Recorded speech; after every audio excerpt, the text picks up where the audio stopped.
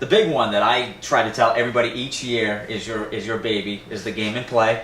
And this year, in my Facebook Live, I talked about how I don't really do a very good job of advertising that for him, but Game and Play is really his baby. He designed it. Tell us a little bit about it and some maybe things you're working on make it a little different this year. Yeah, I think from a historical perspective, one of the reasons that we didn't heavily advertise it is because we were constantly kind of pretty much using the league as a beta, ground for trying to figure out bugs and issues and seeing how it flows.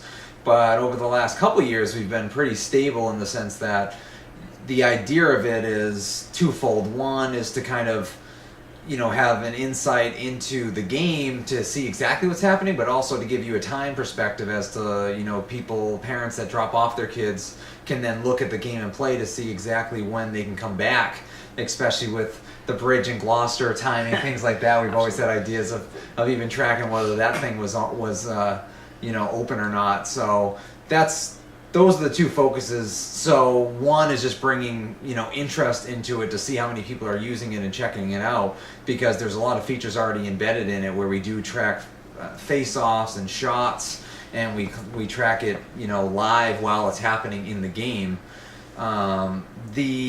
There's a big gap in between that as well, though, because you can only go to the website to do it. We'd love to have some type of mobile app to get push notifications, so it'd be really cool to see, your player's name come right up on your phone to see those notifications, because the site does live update every 5 seconds or so to see if a goal has been scored or different things that have happened.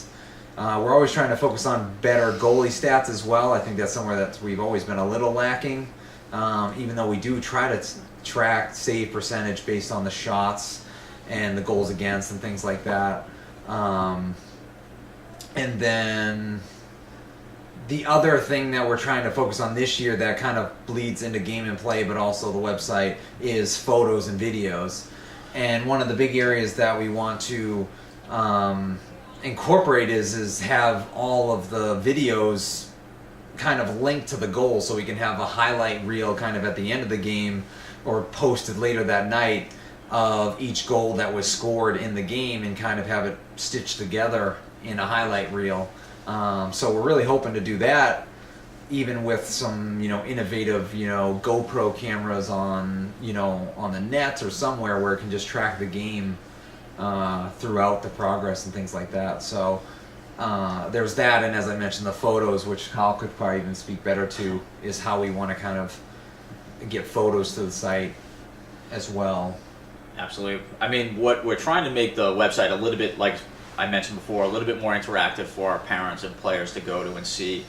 And in years past, I mean, if you go to the website right now, there's David Tucker, there's a picture of him out there, who's now one of the coaches. He's been coaching for the last couple of years. There's also, I think, a picture of Joey Oganowski playing, who's one of our coaches, or their team photo. So we have to find ways that will get our pictures uploaded to the website a little bit better. And we're trying to be, like I said, more interactive, because we know that we want Young Legends to be fun and exciting, and we want it to have our players focus on development. But at the same time, we also know that kids have a lot more choices to do nowadays. They have flag football. There's just so many different things that they can go. And so we want to separate Young Legends to be a fun, but also something that you can reflect on each summer. And technology is a big piece of this. And so I'm very excited about the opportunity of Danny experimenting with these. They're not GoPros. They're kind of a knockoff, if you will. We filmed a lot of the games last year. The problem is it takes a lot of time to edit this information. So we just want to make sure that all of our stuff is filtering to the website, if not YouTube and Facebook, and just being more interactive with our players so they can see themselves on camera. You can actually learn quite a bit when you watch yourself as a player more than anything else. Sometimes we don't, you can see little things like how you're stick handling, or when you take a shot, are you following through correctly, things like that. So we want to make it more interactive for both players and parents. And even though we're only around for the summer, it's something that you can, we want you to have a lot of fun with and be able to enjoy. So, well, yeah, and I think another part of that too that we try to focus on is as Kyle mentioned, is the parents and their players, but also the value in the stats and even video is we'd love to kind of we're also trying to actively develop our coaches. and that's a huge part that I've always wanted even to have another vein, is even at the halfway mark of every game to have the coaches be able to get access to some of the stats, some of the shots that they're taking against, the face-off percentage, things like that, if they're interested, it can help them figure out, where they can get more competitive and where they can help. Because when I was in high school, my coaches, we had the kids who weren't dressed, the assistant coaches, they all tracked analytics throughout the game, and they used that in, while we were waiting for the Zamboni, and they went over a few different things. That's that's always kind of secondary. Coaches, the biggest focus is obviously for the kids to have fun and equal playing time, and they're already managing a lot of that. But it's another part, even talking when you start to bring video into it, even having video analysis after the game, with the coaches or something like that. If they're interested, it's obviously the technology has to be there first, and then it opens up those opportunities. And I think that's the biggest thing that Kyle is trying to get at with that.